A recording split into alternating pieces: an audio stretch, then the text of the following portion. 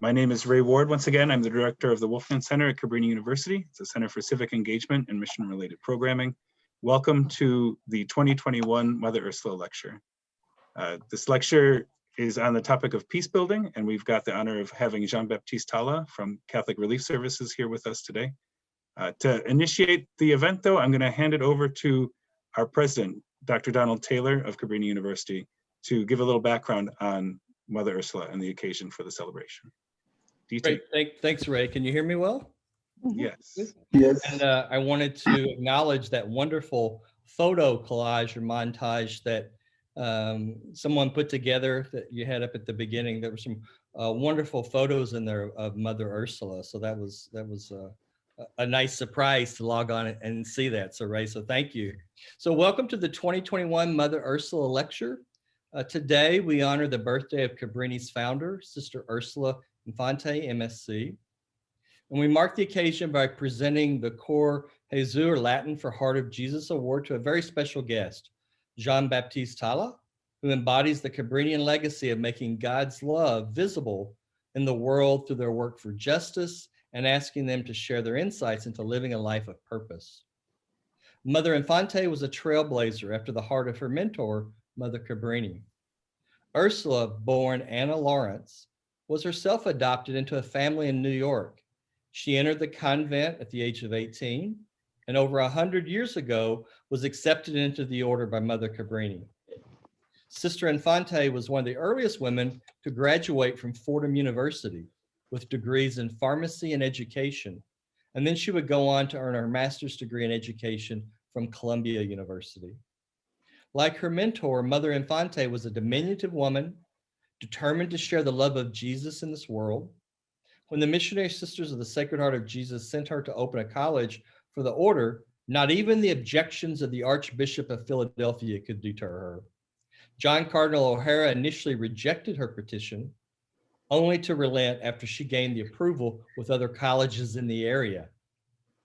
At the tender age of 60 years old, Mother Ursula took the reins as Cabrini College's first president, establishing it as a happy and enriching school for young women, provided that they complied with some admittedly strict rules from the former principal.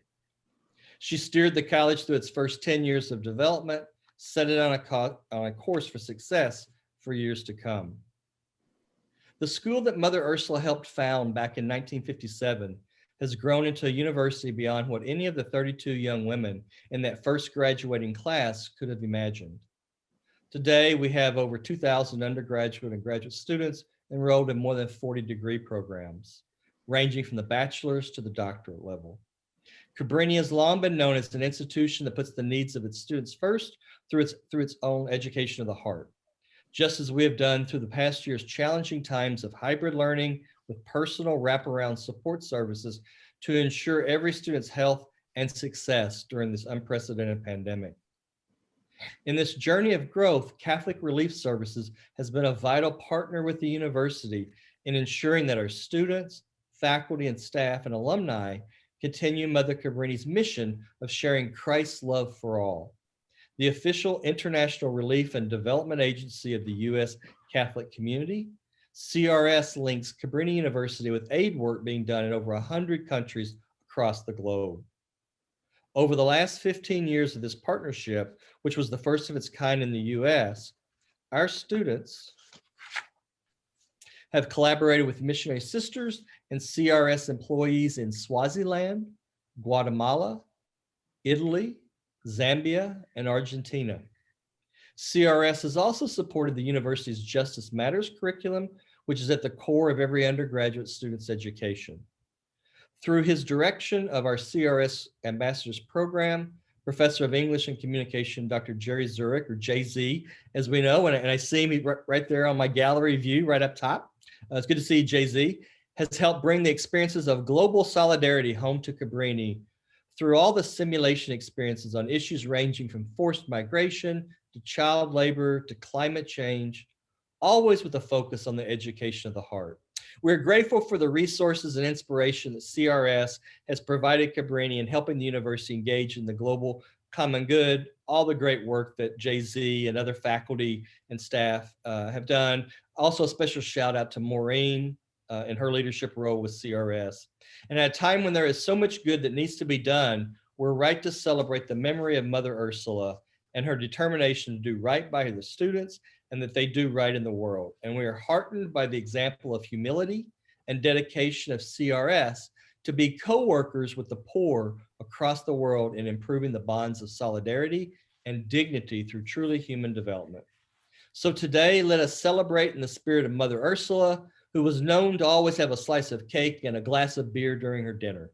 And again, we can share many stories about that maybe at another time. While COVID prevents us from enjoying this tradition in person this year, let us commit to ourselves to do the good work ahead of us. And at the close of the day, let us enjoy some well-earned rest before we join the work once again. Mother Ursula would have turned 124 years young this February. Happy birthday to Mother Ursula.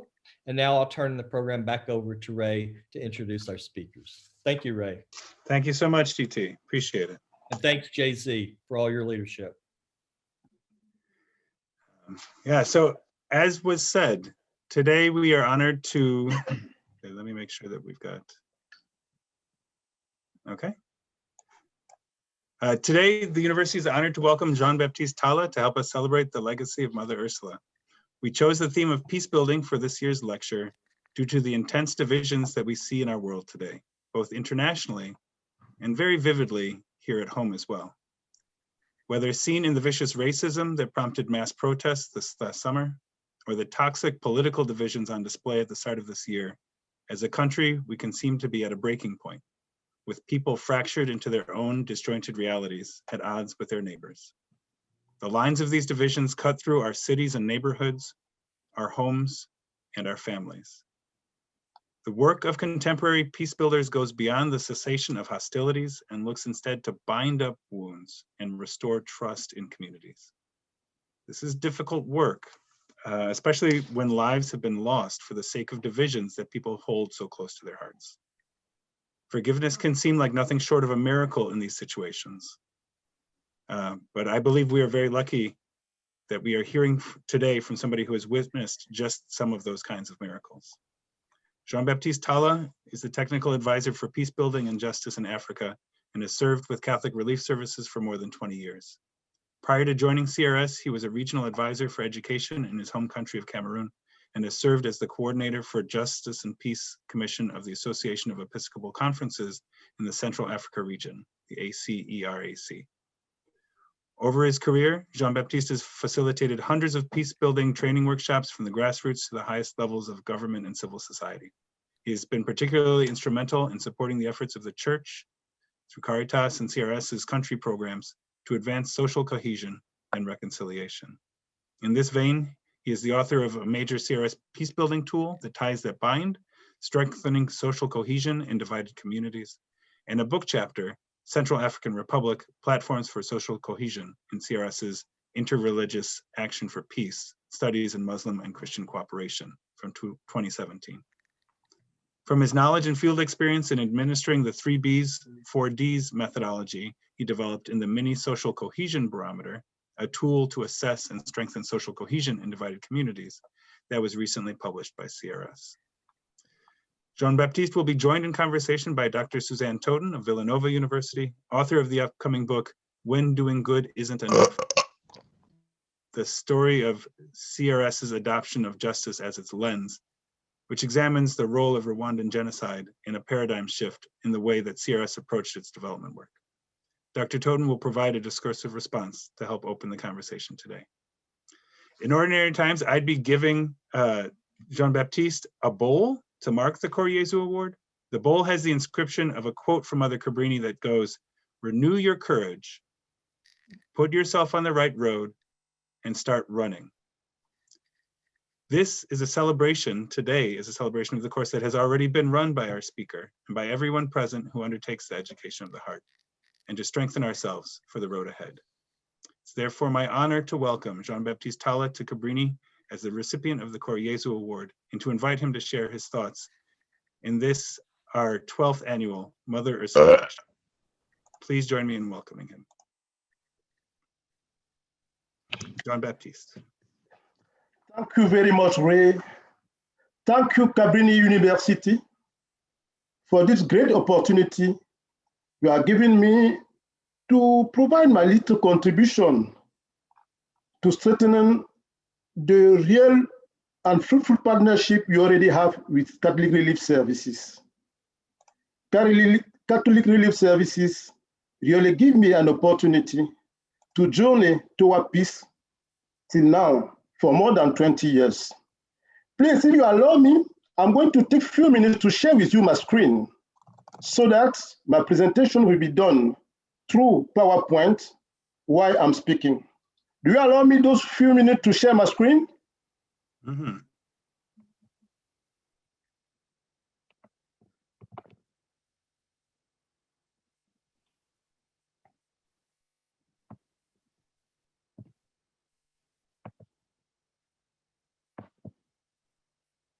Can you see my screen? Yes. Mm-hmm. Okay, thank you very much. So my sharing today is going to focus about story from my own peace building. I'm really very grateful to Cabrini University, especially to you, Raymond, who I don't know how you decide to invite me to provide a little contribution to increase or to strengthen the partnership Cabrini University already have with Catholic Relief Services. And as you can see on the screen, my contribution is most story sharing from my peace building journey. And as you can see, I want to move. I don't know what is happening. Okay. And to do this, I choose to start by really sharing with you few stories that boosted my commitment to peace building. And from those stories, I would like to highlight 3 key lessons from my peace building journey. And finally, I will share with you some key questions that keep challenging my peace building journey. But when I will be talking about my own personal story, it's mostly to bring each of us to think about his own personal journey in his life, his own personal journey in contributing to building a new and better world where every person, every human dignity could be respected. And the stories I choose to share with you, I choose to share with you 4 short stories. And these are the 4 short stories I'm going to share with you. And you will understand that why I choose to thank my Bassa roommate here in front of you, and you will know what it is about. I will share with you a story I hear from someone who really impacted my life, Le Cardinal Guyan Vantuan, who was the president of Justice and Peace in Rome, Justice and Peace Council in Rome. And then I will share with you the stories I hear from a victim and a founder from the Rwanda genocide. And that brought me to understand how forgiveness is really a way of healing both the offender and the victim. And finally, I will share with you a story from Central African Republic, where I saw people who have destroyed mosques, decided to change after workshop and decide to ask for forgiveness and rebuild broken infrastructure together. Let us start with the thanks I want to give to my Bassa friends. I know he's not around, but when I keep moving, I keep thinking about him. And you know, I'm from Cameroon. I'm from the French-speaking part of Cameroon. And our country has 26 million inhabitants, divided in more than 2 ethnic groups. And among these ethnic groups, time to time, you have conflict. And this conflict is most often based on the single narrative people hear from their own stories. And the story I want to share with you is something that happened to me when I went to the university for the first time. During the year of 1960, there was fight for independence in my country. I am from a tribe called Bamileke. And Bamileke during this fight were very close to Bassa. But at some point of time, they become like enemies. And when I was going to university, one of my relatives who really have faced the difficulty with Bassa shared with me the best advice he could give to his son. He told me that at university, you have to pay attention for all those who are not Bamileke, especially for Bassa. You have to really pay attention for Bassa. Then when I arrived at university, I was fortunate to have a room at the campus. But in the room, you have to be two in the room. Unfortunately, my roommate was a Bassa. You can imagine the situation in which I was. I was unable to sleep. Every time I wanted to see the Bassa sleep before sleeping, because I was afraid that something could happen to me. After maybe few weeks, because I was not sleeping, I felt sick. And we were just two of us in the room. And this Bassa roommate took me to the hospital. At the hospital, I received, they asked me to buy medication. I am from a poor family, and he was from a rich family. He bought my medication. We go back to university for the first time. He go to the restaurant to look for food for both of us. And he shared with me, I was afraid to eat because I did not know what my Bassa friend was going to put in my food. Finally, I accept eating. And when I felt better, I asked him, Elobe, are you really a Bassa? He said, yes. I said, I know the type of Bassa I share from. He said, what do you share from Bassa? I told him that, they told me if you meet with a Bassa, Bassa is you are more enemy, you have to pay attention. And my Bassa friend told me, he started laughing. He asked me, when you were sleeping, didn't you hear noise on my bed? I said, sometimes I hear. He said, because I wanted you to sleep before I sleep too. Why? He said, because in my village, they told me that if you are with a Bamileke and a snake in the room, you should first kill the Bamileke before the snake, because you are enemy. As you can see from our single narrative, our differences, which are normally riches, are most often manipulated to keep us divided. But I was very, very fortunate to meet these Bassa guys on my way, who show me that in our life, we can close, we can overcome this single narrative history and have good life with others who do not belong to our society. And to do this, we need to do the longer journey we have to the life. And this longer journey, I learned it from Cardinal Guyan Van Thuan. Cardinal Guyan Van Thuan, I don't have enough time to speak about his life, but you may know that he's a lay cardinal today, and is on the process to be canonized. And here I want to really thank CRS, because I joined CRS in 1999 as the Justice and Peace Program Manager, thanks to someone who is attending this conference today, Steve Herbert, who is attending this conference. When I joined CRS, he tasked me to be Cameroon project manager, but also he allowed me to be the coordinator of Justice and Peace for the regional Episcopal conferences in Central Africa region. And in that position, I had many opportunities to work very closely with religious leaders, especially including Cardinal Guyan Van Thuan. I share with us a story I want to share with you. It turns out that one day, there were three key people, three experts in peace building. They knew about all the peace building principles. And they went to God to ask for peace. The first one was a priest. And when the priest arrived, God asked him, what do you want for peace? He said, my Lord, in the world, our problem are the Protestants. If you can remove all the Protestants from the world, we are going to have peace. God said, okay. He called the second one, he was a pastor, a Protestant pastor. He said, what do you want for peace, my dear? He said, please, my Lord. When we say go right, Catholics say go left. If you can remove all the Catholics from the world, we are going to have peace. He said, okay. And then the third one was a Muslim. He asked the Muslim, what do you want for peace? He said, my Lord, just do what the others say and we are going to have peace. That means remove Catholics, remove Protestants, and we are going to have peace.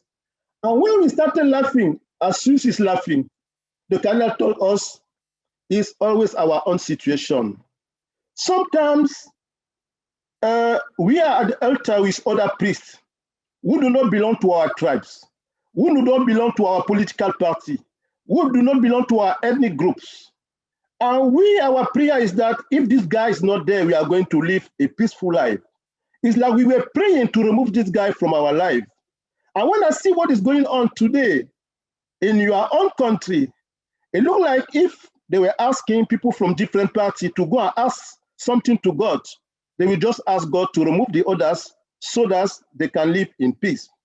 And Cabrinian told us that the longer journey you have is the journey from your head to your heart.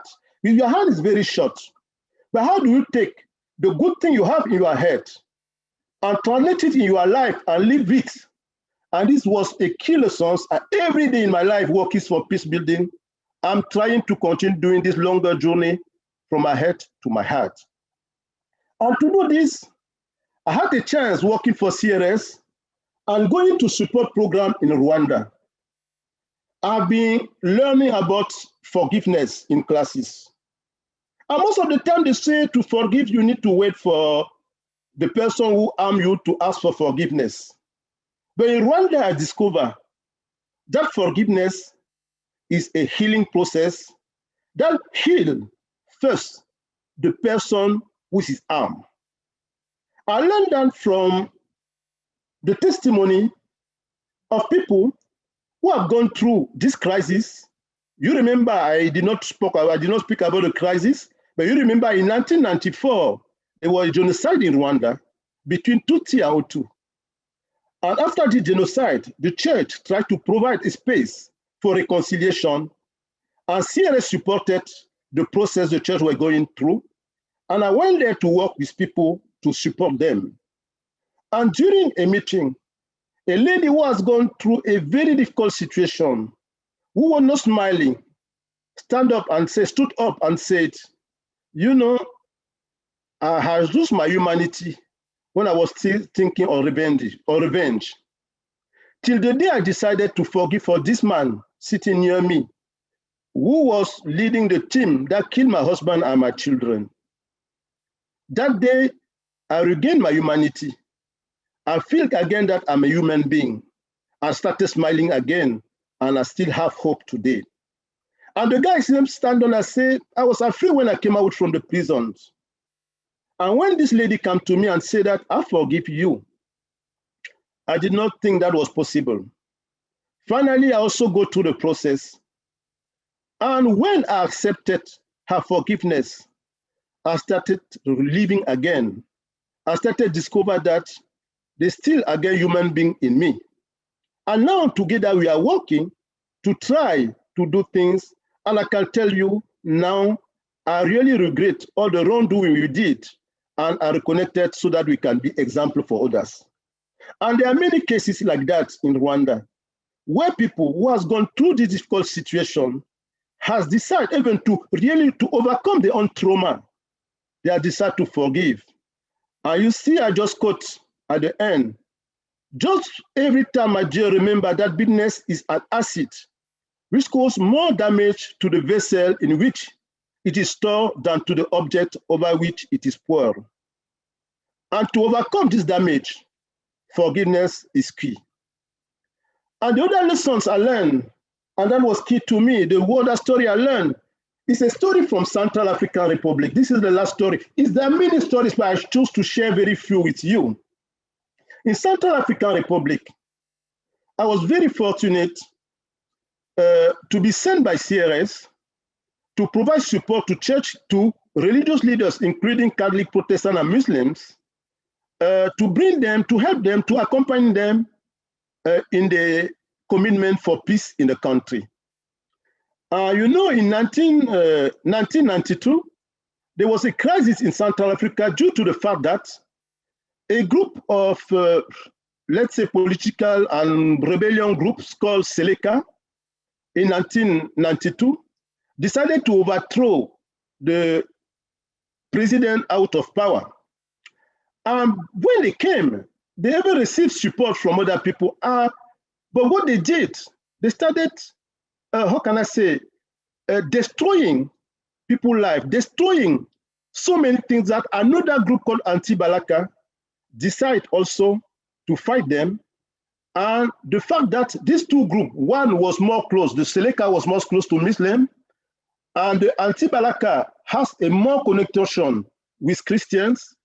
They used to think that fighting in Central Africa was between Christians and Muslims, while it was really a matter of people who are excluded from power, who want to go to power, and people from the ground who felt that they were threatening, who decide now to fight those who came and who are destroying life. And these two groups were fighting, and we were fortunate, as I say, to accompany the religious leaders. And through the religious leaders, we were fortunate also to meet with the two armed groups, with the commander of the two armed groups. And we trained more than, I think there were more than 45 in each group to the social cohesion process, the methodology I will speak about later. And at the end, I have this testimony from one of them who said, now I decide to become a peace builder. But let me tell you, that was after the meeting, we were expecting that something was going to change. But the same night, when we wanted to celebrate what we have done, there was an attack in the church and a priest was killed. And I was afraid and asked myself, what did I come to do here in Central African Republic? But when I was wondering, I received a phone call from this guy you can see on the picture. He told me, my brother, I know there are still people among us who do not love peace. But as I told you, I decided to become a peace builder. And I will be a peace builder. And sometime later, when I came back, this guy had decided to go and ask for forgiveness to the imam. And when he asked for forgiveness, both of them decided to rebuild the mosque that his group destroyed. I still remember we paid a visit with someone from USAID who asked him, is it your group really would destroy this mosque? The guy said, even if not my group, I feel responsible was happened because we were the one who wanted to do it. And now we have to rebuild it all together. So my dear, those are the four little stories I wanted to share with you that really boosted my commitment to peace building and bring me to highlight 3 key lessons that came from this journey. The first lessons would be really peace building is an ongoing process. And because it's an ongoing process, we need to overcome what prevents us from giving ourselves if we want to get engaged in peace building.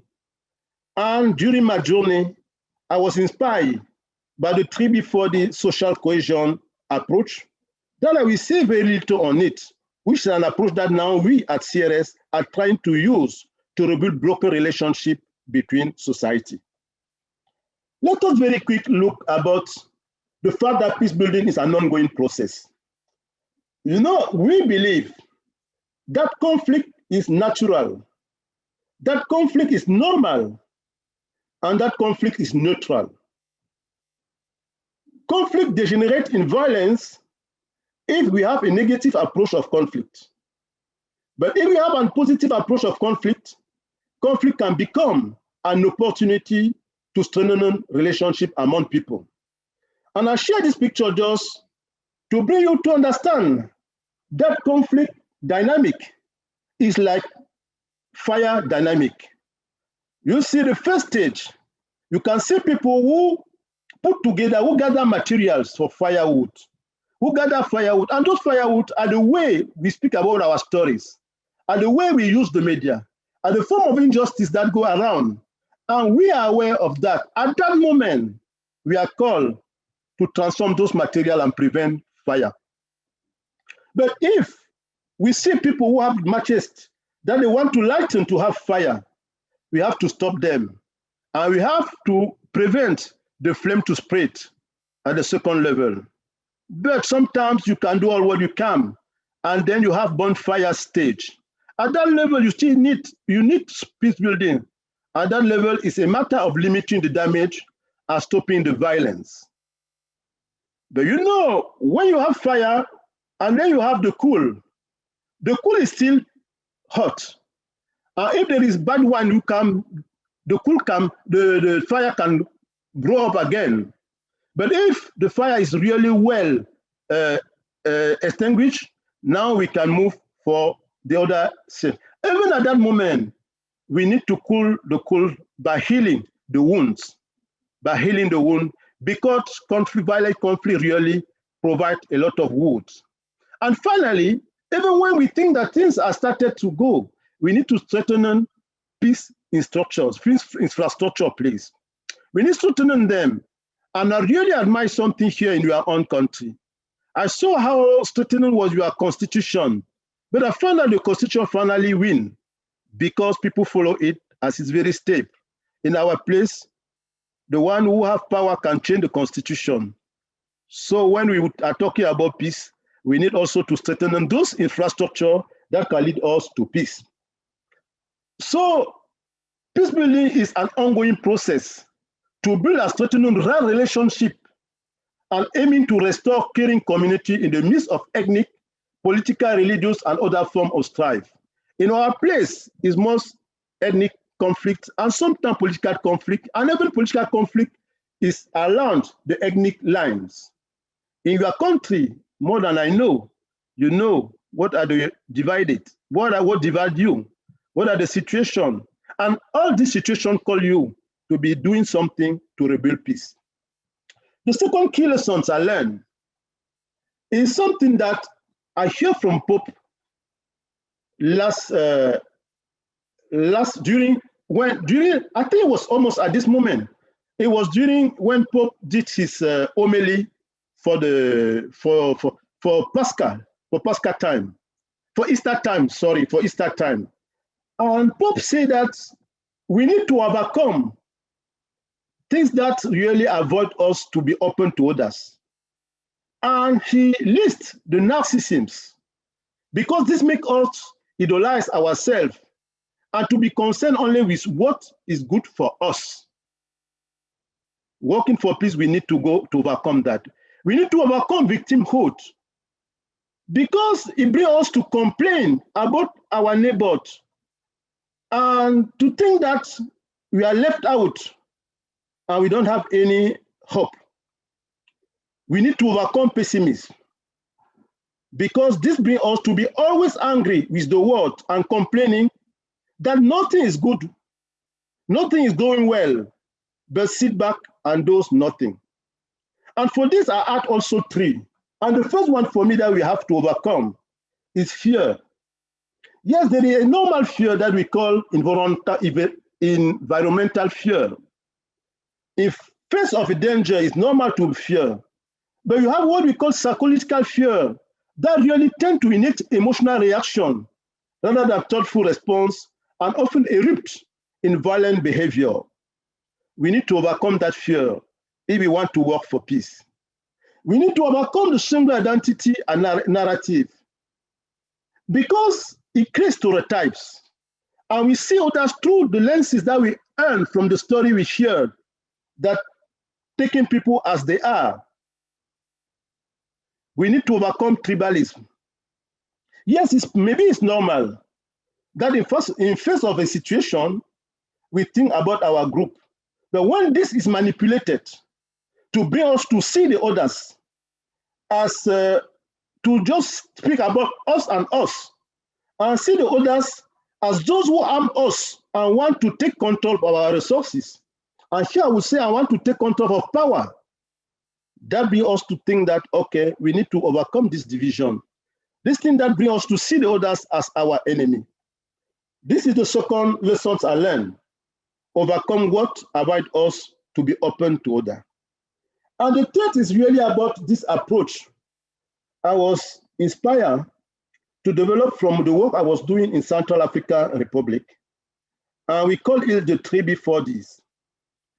The 3B stand for binding, bonding, and breeding. And the 4D stand for discover, dream, design, and deliver. As you can see, The 4D are the pillar of the appreciative inquiry. And I was very pleased, well, before we started, to share that at Cabrini University, yesterday you were doing something on appreciative inquiry. We discover in the work we are doing that many people have negative perception of themselves. Many people who do violence. It's because they have negative perception of themselves or negative perception of others. And through appreciative lenses, we discover that human relationships prosper where there is a positive view. And what we are trying to do is really to bring people who have gone through violence, people who have even gone through a deep trauma to recognize that they are still human beings and they still have something to offer. They have gold that they can still offer to the humanity. And when we do that, we bring them just to discover who they are through exercise. And when they discover who they are, because someone who knows that it has value can dream. Someone who have negative perception cannot dream. And the world can change us by those who dream. So we bring people to dream a better future, not just to focus on what hurt them, but to think also what a better world we can build together. But you know, when you have a dream, you have two positions. You can say just a dream and sit down and not know anything. But you can also decide when you have a dream to design. That means to reflect on what are the factors, what do I have? How can I bring this dream to become reality? And finally, when you design, you have to deliver. So this is how we proceed working for social cohesion. But to do this, we found that the first stage of transformation is self-transformation. That's why we start with the binding. How to restore a broken person. And we have exercise that we do to bring people really to discover that even if I have gone through this, I'm still a human being. If I had time, I would have shared a lot of stories. That be us to understand that when somebody just have positive view of who he is and who others are, it changes a lot of things in his life. And then when we bring them to have this, we also bring them to dream. Not just to think on the past, what happened to them, but to think, what can we do? How is your dream for the future? And then we bring them to now to think about the group. The binding part of it is from the individual, we go to your single identity group. Each of us belong to groups. How do we build a common understanding, a common vision of how we can progress? I really amazed when I see how things is going. I share amongst your political parties, even between people from the same parties, there are so many differences. This cannot lead the down for collaboration with others. If at least the good idea can be, a good shared vision can be built amongst people who belong to the same group. Now they can just bridge with others, and this can create space for building trust. Because they say that change starts at home. If you want to do change outside, you need to start change at home. And so what we did was to combine the 3B, 4D, the 4D from the appreciative inquiry and the 3B, and to have what we call the 3B, 4D frame.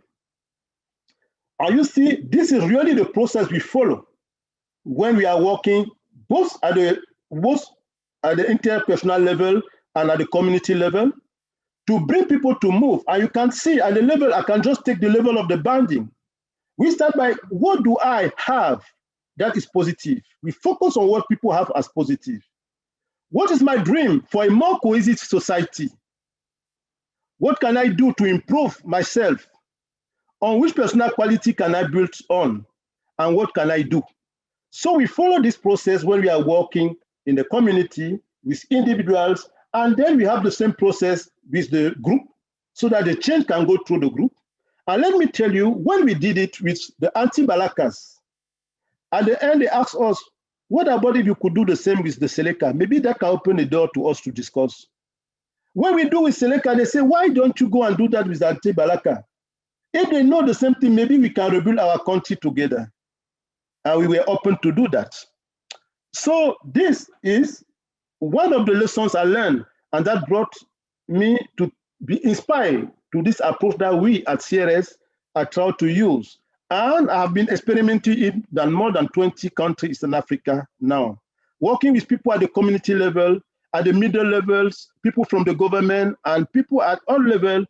As some people are accepted to go through this process, and now they're engaged in another way of doing things in their own country. And lastly, I just wanted also to share with you some key questions that really push me to keep going in my peace building journey. The first one is, how do I, and when I say I, please think about you. How do we think about those who do not belong to our so-called world, and how do we treat them? How do we do that? And when I asked this question, it brought me every time to revise and to remember that each of us is a human dignity. Each of us has his own dignity, and we need to respect this human dignity and promote integral human development. And the second question, how can we avoid to be complicit of injustice? You know, around you, there are so many injustices. And if you see injustice and keep quiet, and don't do anything, you're also complicit of what is happening as consequence of those injustices. We need to think about the Good Samaritans story. The priest and the people who were passing, they did not do anything because they were thinking that is not my problem. But we have the sample of the Good Samaritans. And I think all of us are called to be Good Samaritans, especially when there are injustice around us. And the third question is, how can we focus on a new world to rebuild together rather than keep digging into our past divided grievances? Yes, most of the time we keep thinking about what hurt us. Well, maybe if you can progress, we can think about what can we do together to build a better world for all. And finally, how can we keep responding to the providential call to contribute to building the kingdom of justice and peace? And usually when I have an opportunity like this, I say this is another providential call to tell any participant that you are also called to contribute to peace around you. You're also called to be agent for this new world we have to rebuild all together. If you can also buy in those questions, it can help us to move together and to dream for a better world. And to do this, I want us to conclude with a prayer that came also from Pope Francis. If there was a possibility, I will just ask us to open our mic and read the prayer all together. And this prayer is to the Holy Spirit. And Pope Francis said, Holy Spirit, memory of God, revive in us the memory of the gift received. Free us from the paralysis of selfishness and awaken in us the desire to serve, to do good. Make us builder of unity. Grant us the courage to go out of ourselves, to love and help each other in order to become one family. Thank you very much to invite me. Thank you very much to take this time to listen to me. Now I'm open to your comment and question. Thanks very much. Amen, and thank you. I just wanted to apologize quickly. It does seem like we got a little Zoom bombing there, but it looks like we calmed down.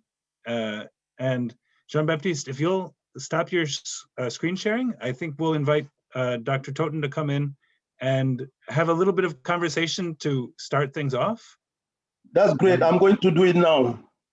All right. And then if anybody has questions that they'd like to add to the conversation, please feel free to put that in the chat.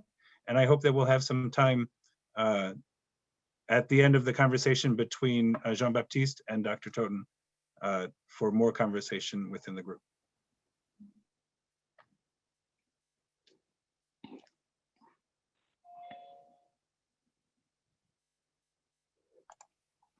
She's need to unmute.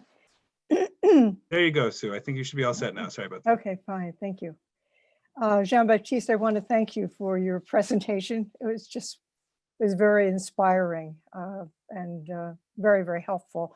And also, most importantly, I want to thank you for the work that you're doing. It's incredibly important and courageous. So thank you very much for being you and for the work you're doing. I just had some questions, and they're really more clarification type questions. The first is, it's for folks in the audience who don't know about CRS's peacebuilding work. So I just wanted to give you the opportunity to share this with us. Of all the agencies that the government of the Central Africa Republic and religious leaders called on to facilitate social cohesion, why did they select CRS to do it? And the other part of that question is, there was USAID funding for this. So tell me why CRS figures so prominently in this training, was invited to contribute to it, and is held in high regard by the government, by the religious leaders, and also by USAID to do this, and trusted with this. Why CRS? Isn't it basically a relief and development agency? Thank you for this question, Sus. Yes, in 1943, when CRS was created, it was a relief agency. But along the course, CRS had also to integrate development to respond really to people's needs. And CRS really embraced the lenses of justice after the genocide in Rwanda in 1994. At that moment, CRS was doing relief in Rwanda, even development work. And when the crisis arrived, CRS discovered that I was here. I was also witnessing how people were putting together firewood for the conflict, but I did not pay attention on that. And CRS then decided to bring up the justice lens and to integrate justice lens in all his programs. And that's where, between 1994 and 2000, CRS developed a strong peacebuilding program.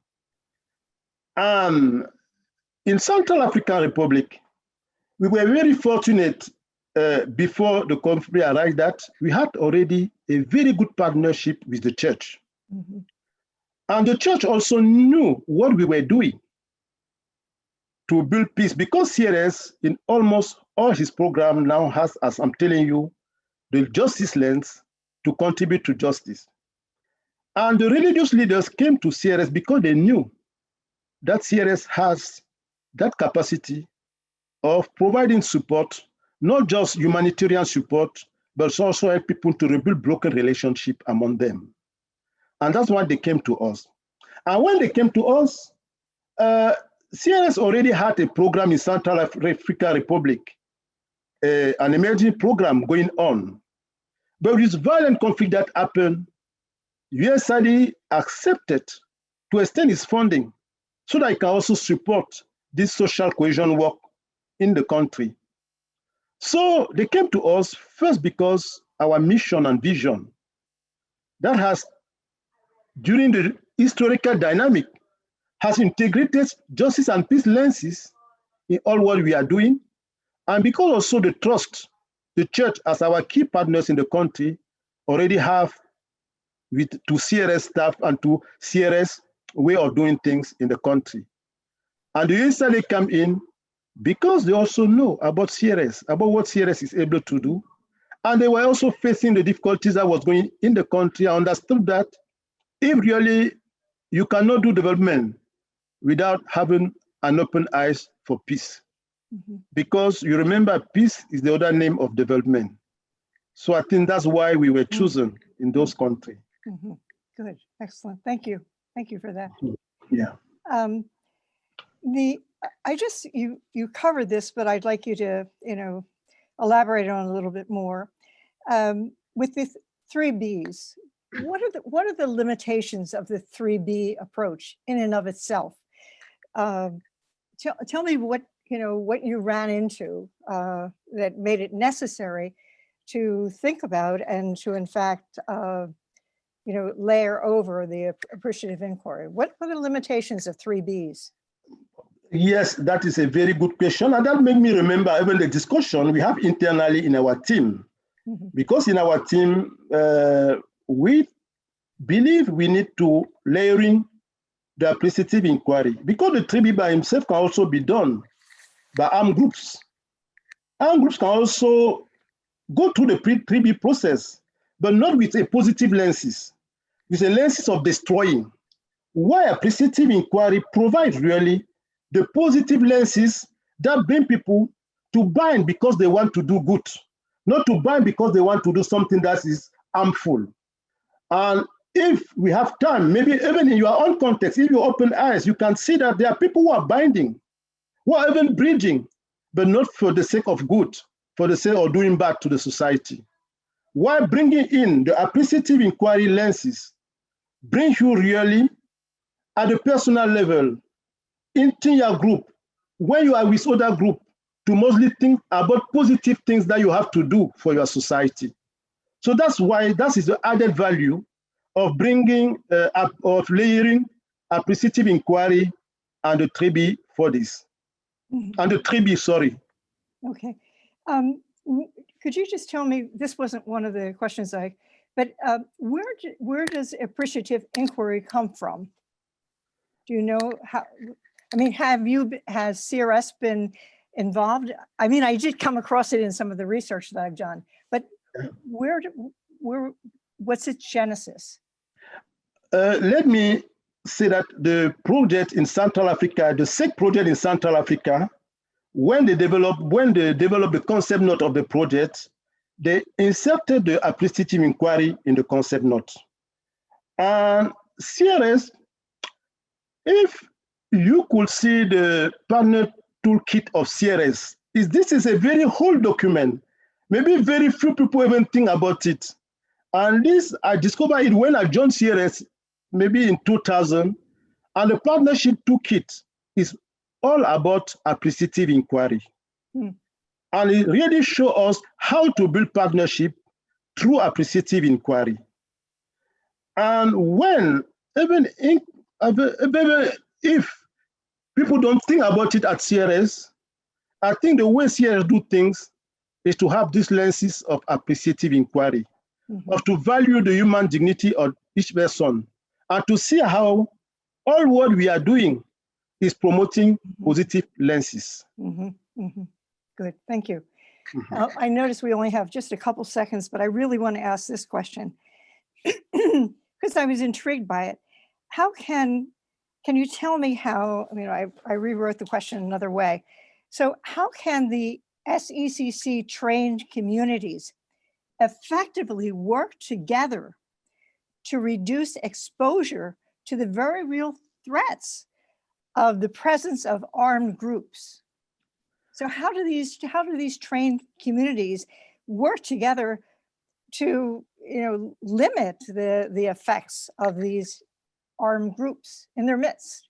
But let me just share with you a very quick example from it. In Central African Republic, the more preeminent voices for peace is the cardinal, the imam, the chief of the imam of the country, and the chief of the Protestants. The three of them attended workshop for social cohesion. We did a workshop for the Catholic leaders, a workshop for the Protestant leaders, another one for the Muslim leaders, and we bridged by bringing representatives from the two group to see what they can do together. Mm-hmm. And after the workshop, they decided to move together and to really engage in peace courageously. And when you are coming as a team with people from different groups working together, you are more strong. There is, how can I say, you are testifying mm-hmm. the fact that it's possible to go beyond our differences and work together. Mm-hmm. The second example is still from Central African Republic. After the workshop, women who attended peacebuilding workshop, a Protestant, Muslim, and Catholic, those women decided to work for peace. At that moment, there was not a possibility for a Catholic to go to the place where Muslims are. And those women come together and they decide to do a campaign for social cohesion. And they started together and go to the Muslim corner and speak together. And at that moment, Muslim women were protecting Christian women. And together they work. And then they go to Protestant and Catholics. And while they are moving, in this side, people are protecting each other. And this started providing to people some courage to see that they can still come together and continue working for peace. So, you know, and something that I used to say, we are not the ones making peace for people. We are just, how can I say, some channels that help people to build peace by themselves. And when you rely on people to work by themselves and they decide to do something, they do it. And they do it sometimes without relying on what you said. They rely on how to respond to the real needs they are facing. So that's what I can say to illustrate and respond to your question. Thank you very much. That's very helpful. Yeah. Ray, did you want to open that up, open the discussion up now? I mean, I think Zoom fatigue is a real thing, and we had anticipated having a talk for about an hour, but I think we've had a lot of rich things brought up here.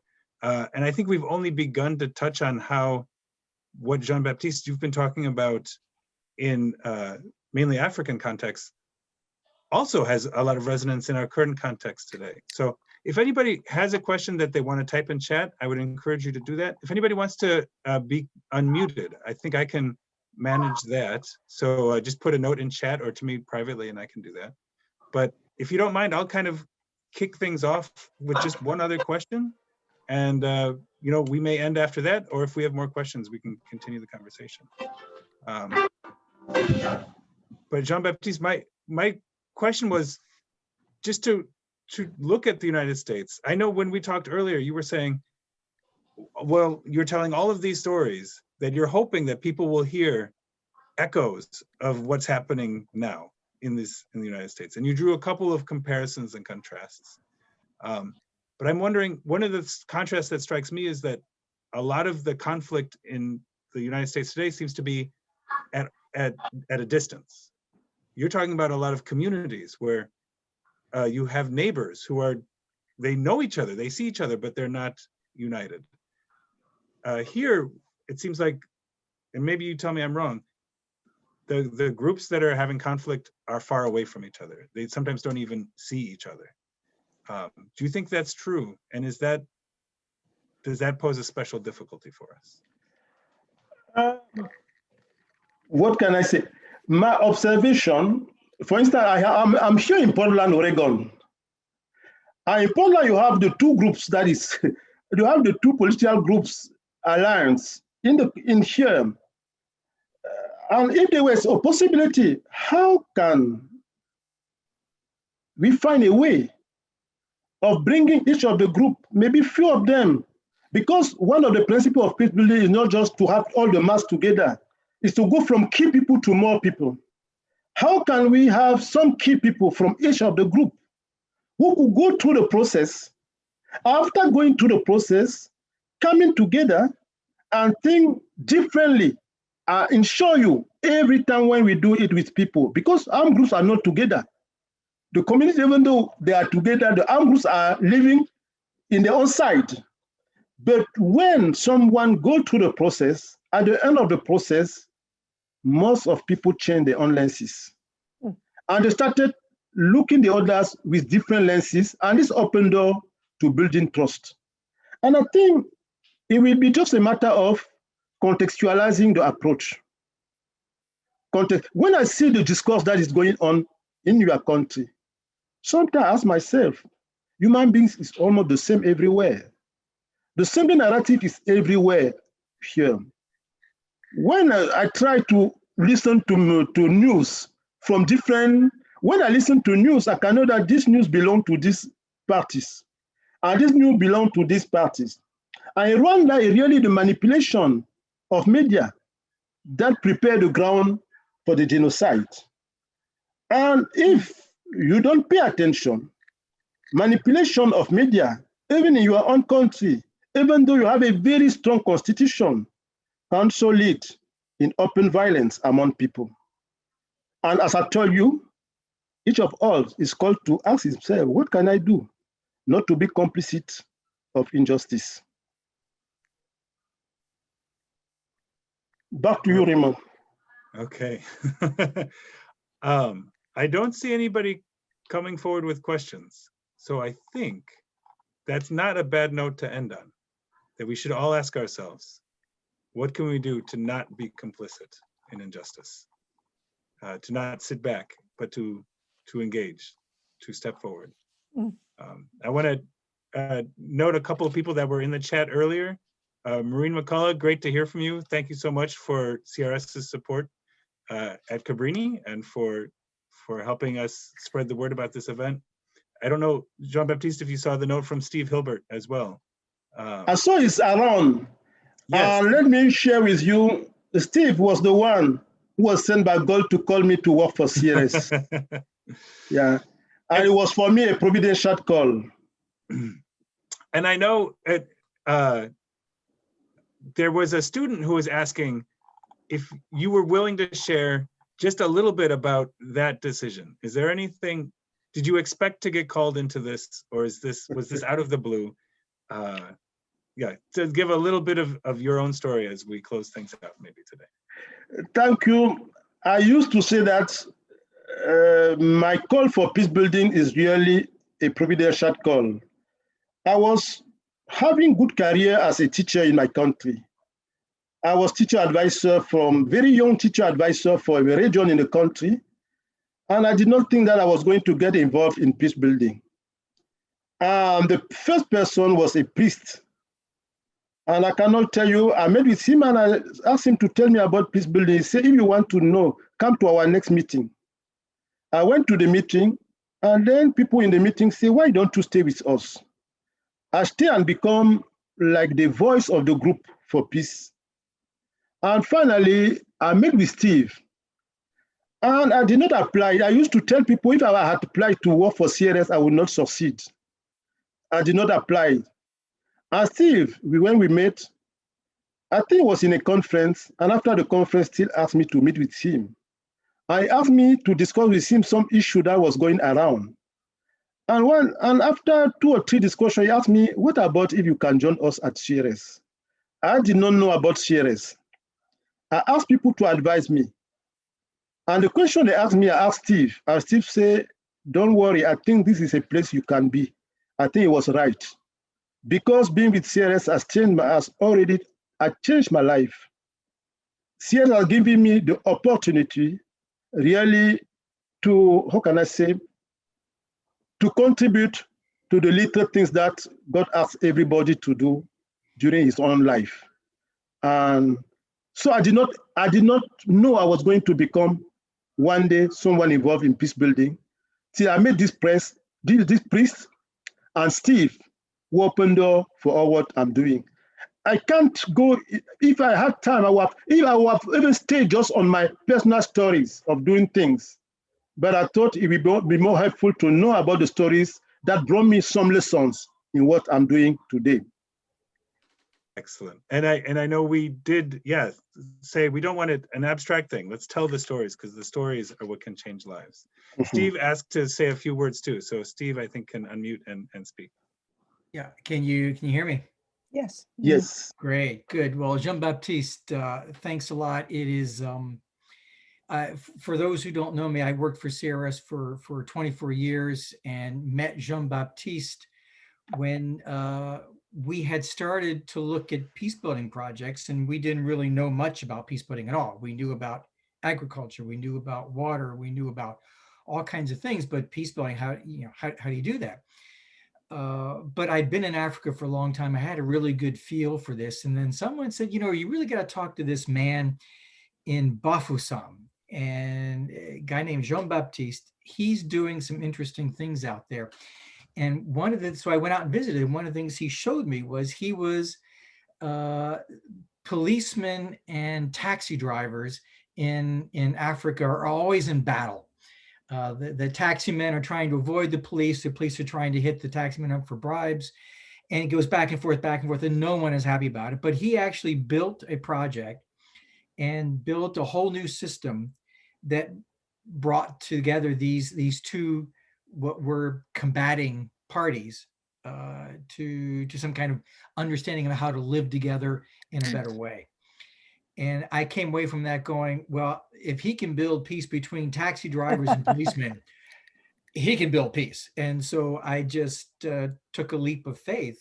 This is a man that didn't speak any English when I met him, had never touched a computer screen, had never done anything about how to do a project. And I'm looking at this going, well, how is he going to do this? And I thought, well, he understands peace building.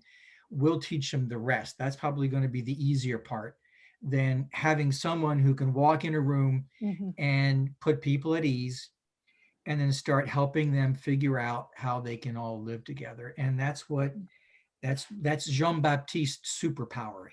This is what he's really good at.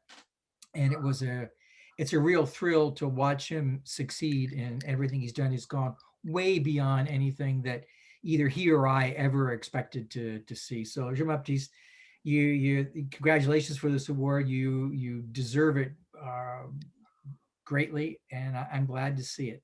Thanks a lot. Thanks, Steve. Thanks.